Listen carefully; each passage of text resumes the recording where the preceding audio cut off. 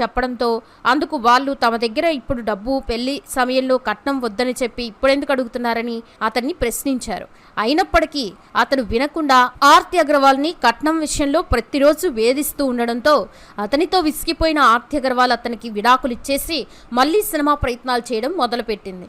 అలా గోరింటాకు, Deepavali, gentleman, బ్రహ్మలోకం to యమలోకం via భూలోకం, వనకన్య, వండర్ వీరుడు వంటి మూవీస్లో చేయగా ఈ మూవీస్ ద్వారా ఆమెకి పెద్దగా గుర్తింపు రాలేదు.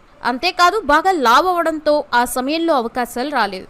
అయినప్పటికీ సినిమాల్లో నటించాలని లైపోసెక్షన్ సర్జరీ చేయించుకుంది. దీంతో 89 కేజీల్లో ఉన్న ఆమె 63 కేజీలకి తగ్గి అందరినీ ఆశ్చర్యపరిచింది.